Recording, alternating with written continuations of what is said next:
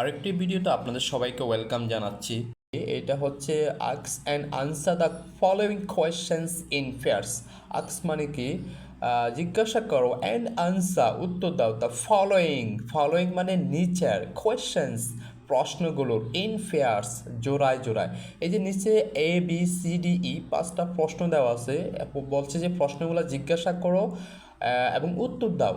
ইনফেয়ার্স এখানে দুজনের কথা বলা হয়েছে, তোমরা জোড়া জোড়া প্রশ্নগুলো জিজ্ঞাসা করো এবং উত্তর দাও, তাহলে হচ্ছে ইংলিশের একটা প্র্যাকটিস হবে, সেটা বোঝানো হয়েছে। সো এই নাম্বার প্রশ্নে কি বলা আছে আমরা হচ্ছে এখন সেই বিষয়টা দেখব। এই নাম্বারে বলা আছে হাউ। হাউ মানে কিভাবে, হাউ মানে কিভাবে, WH ওয়ার্ড হাউ। হাউ মানে কিভাবে।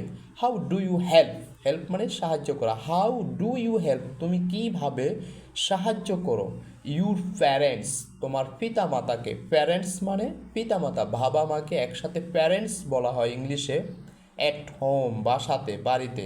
How do you help your parents at home, তুমি কিভাবে তোমার বাবা মাকে বাড়িতে অথবা বাসাতে সাহায্য করো।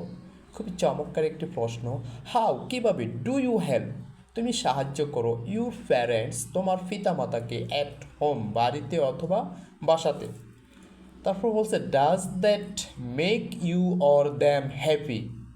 আচ্ছা, আমরা এখানে ডাজটা কেন ব্যবহার করলাম, কেন ডুটা ব্যবহার করলাম না, এটা আমি ক্লিয়ার করতেছি। Does that make you or them happy, এটা কি তোমাকে বা তাদেরকে খুশি করে, সুখী করে। সো আমরা দেখুন এখানে হচ্ছে এই যে দ্যাট, THAT, দ্যাট, দ্যাট কি এটা সিঙ্গুলার নাকি প্লোরাল? অবশ্যই সিঙ্গুলার। দ্যাটের প্লুরাল হবে দ্যাট, দিস দ্যাট। দ্যাট হচ্ছে সিঙ্গুলার, দ্যাটের প্লুরালটা কী হবে, that those, THOS, those. So যেহেতু এখানে দ্যাট সিঙ্গুলার, সেই জন্য হচ্ছে আমরা এখানে ডাজ দিয়ে প্রশ্ন করছি। যদি আমরা দুস বলতাম, দুস ব্যবহার করতাম ওই সবগুলো, তাহলে ডেফিনেটলি এখানে ডু হতো। So does that make you or them happy, এটা কি তোমাকে অথবা তাদেরকে, মানে তোমার পিতা মাতাকে কি এটা সুখী করে কিনা, এইটাই যে এই কাজটা তুমি। How do you help your parents at home, তুমি কীভাবে তোমার বাবা মাকে, পিতা মাতাকে বাড়িতে বা বাসাতে সাহায্য করো।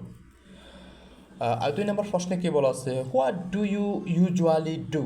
হোয়াট, WS কোশ্চেন করা হয়েছে। What do you usually do, তুমি সচরাচর, ইউজুয়ালি মানে সচরাচর বা সাধারণত বা জেনারেলি, জেনারেলি আমরা যেটা বলে থাকি ইউজুয়ালি, তুমি সচরাচর বা সাধারণত কী করো।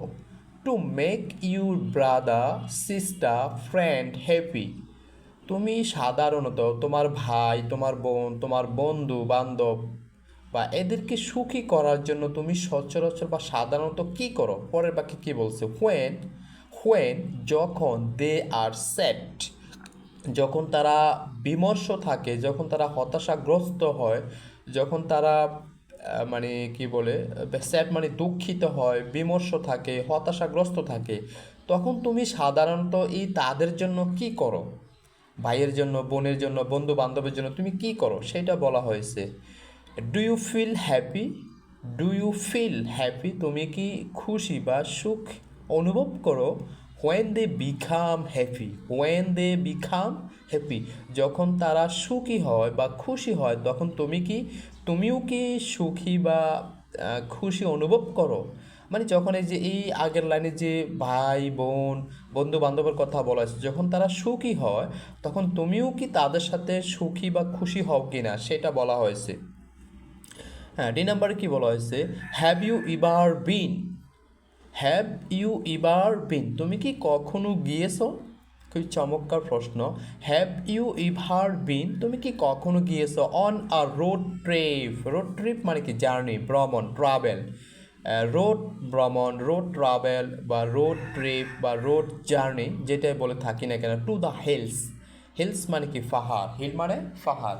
তুমি কি কখনো পাহাড়ের ভ্রমণে, পাহাড়ের রোড ভ্রমণে বা রাস্তা ভ্রমণে তুমি কি কখনো গিয়েছো।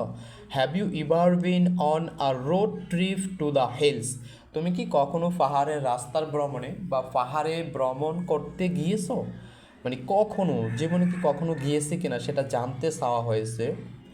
পরের প্রশ্নে বলা হয়েছে have you ever been to Cox's Bazar. Have you ever been to Cox's Bazar, তুমি কি কখনো কক্সবাজারে গিয়েছো? Or any other sea beaches, অথবা অন্য কোনো এনি আদার অথবা এনি যে কোনো প্লাস যে কোনো sea beaches or any other sea beaches, অথবা অন্য কোনো সি বিচেস গিয়েছো কিনা। How did you feel them, how মানে কেমন, হাউ মানে কীভাবে, how did you feel them, তারপর তুমি কেমন অনুভব করলে, তুমি কেমন অনুভব বা উপলব্ধি করেছিলে।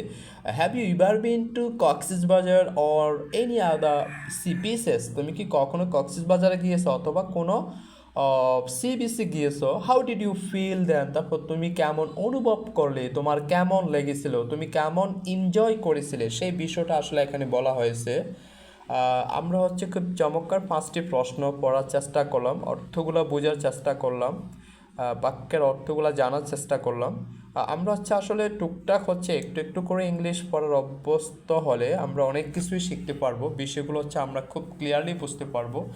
সো আমি জাস্ট আপনাদের সাথে বই থেকে রিডিং প্যাসেজের একাডেমিক বই থেকে ক্লাস 6-এর এই প্রশ্নগুলো পড়লাম, জাস্ট আমার মতো করে আমি আসলে ব্যাখ্যা করার চেষ্টা করলাম। সবাইকে অসংখ্য ধন্যবাদ যারা ভিডিওগুলো দেখেন, সাপোর্ট করেন, লাইক ফলো সাবস্ক্রাইব করেন।